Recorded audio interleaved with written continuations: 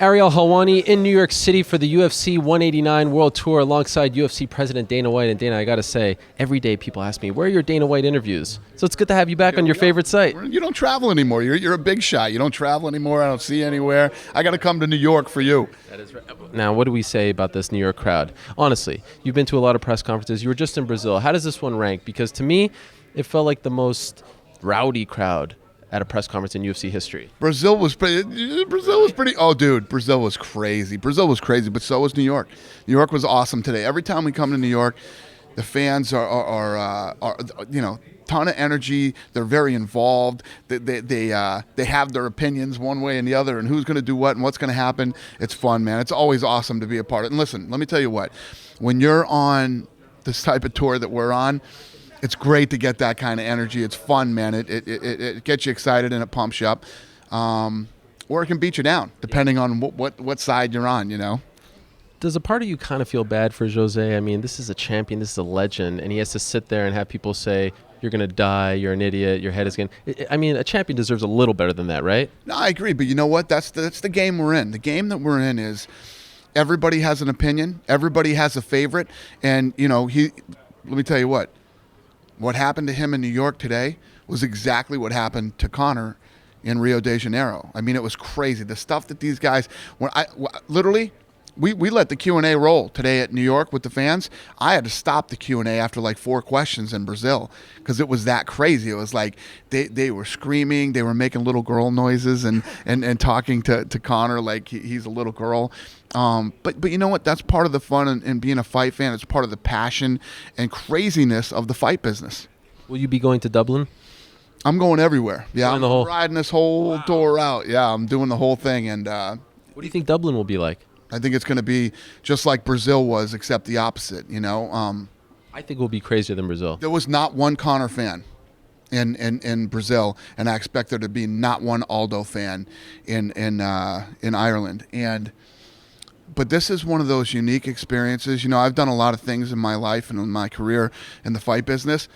Being on this type of a tour is one of the unique experiences of my life. Who deserves credit for this? I mean, honestly, to do this world tour with these two guys and then the embedded, which has never been done this far out, who's the guy that we should be thanking? Because this has been a home run thus far. Yeah, it was a executive decision. We sit in a room and we think about, you know, different ways to make things happen. And, you know, this was absolutely a team effort from, you know, Lorenzo and I to the executive team to PR, marketing, everybody. Can you give us a sense how much something like this costs you guys? I mean, private jets involved, these suites, all this stuff. I mean, I think people sometimes take for granted the production of embedded, turning that stuff around. Ballpark, can you give us any sense? It's goddamn expensive. It is very expensive, but, you know, we're pretty good at feeling out what we think is going to be big. This thing is going to be the fastest selling fight ever. Period. Tomorrow, when this goes on sale, this thing is tracking. I think the tickets are going to be gone in seconds. So you've had some that have gone in like 10 minutes or something. You think this will be number one? Number one. This thing's going to go in seconds. This thing's going to do a $7 million gate. Wow. Think about this. Do you expect that? When we were in Toronto, we did 65,000 seats or 56,000, something like that. It was 56, 65, whatever it was, with $12 million gate. This is 16,000 seats, $7 million gate. Did you expect that? We ain't out here spending the money because we didn't expect it. Sure. I think that I expected from the day we made this fight that that was my vision. My vision was this thing's going to be the biggest fight of the year, and coming off the first quarter, the biggest first quarter this company's ever had. And that period, ever. And that's saying a lot. We've had some damn good years.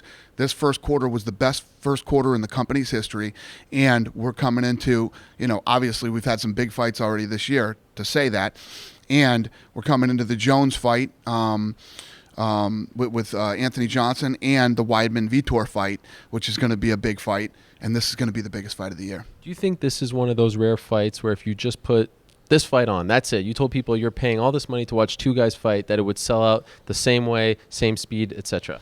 I don't know. It's hard to tell. That's not the case. Seems big enough. Absolutely seems big enough. But you know, when somebody looks at a card and you see Robbie and Rory too, and you start pulling the other country, you know, Canada has been waiting. Rory McDonald is the guy that George St. Pierre said would be the next champion.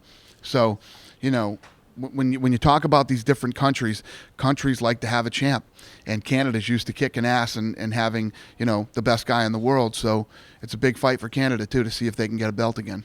A bit of an unconventional move to put the lower weight class above, the higher one, 145 over 170. Was that a no-brainer though, because this is the bigger fight?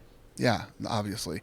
And you know what? I think that Rory and Robbie both were cool today. They understand it. They get it. And Robbie is such a different person than he used to be.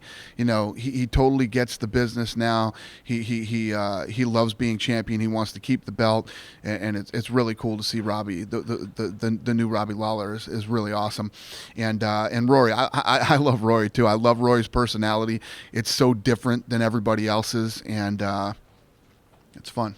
So thus far, the most intense stare down was Boston, I would say, where you really had to get in between these two guys. Yeah. Today was a little more calm and relaxed. Did you say something to them, or do you have any idea why today was different than yesterday? Because I think that the Boston ones were more intense because there was really a lot of stuff said between those two. What's crazy is every day we do this press conference, it's a different press conference from the day before. Yesterday was a lot more nasty things were said, a lot more of what you're going to do and what you're not going to do type of stuff. And we'll see what tomorrow brings in Toronto. Aldo has a tremendous poker face. I mean, he really laughs all of this off. But deep down, do you think he's getting annoyed? Well, it's impossible, as much of a professional as you are and as he is, and, things that you let bounce off you and things you do. It's impossible not to be bothered, and more not only by the things that are being said by Conor, but by the crowd, things that are being said to him by people that, this guy hasn't lost in 10 years. Where he comes from. This kid really comes from the streets and has seen some stuff, and it's, as much of a professional as you are, it's hard to sit there and let people say stuff like that to your face. My theory when it comes to legends is that every legend needs a foil. Every legend needs someone to elevate his game.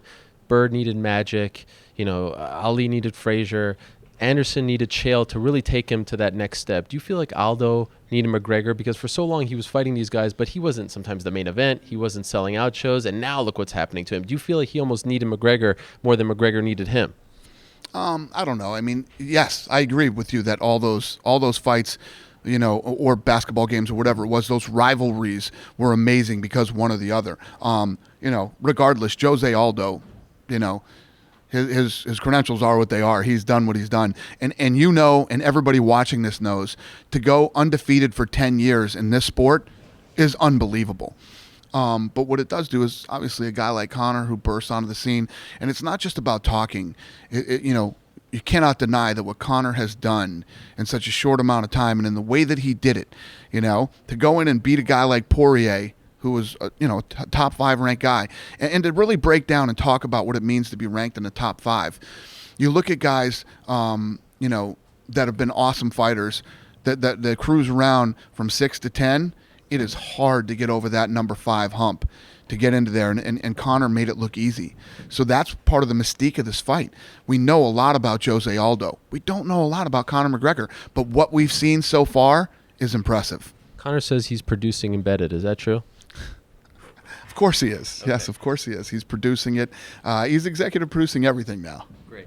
Final question before I let you go. We have to ask, obviously we're in New York, and I know I brought this up, but it just passed through the Senate, 6th straight year. Rhonda's doing a tremendous job. She's getting face-to-face with the governor, which is unprecedented, right? Mm-hmm. I mean, honestly, and I know you've had that date, but you've had dates in the past, Reserve. You have to have it because it's MSG. How confident are you that this is the year?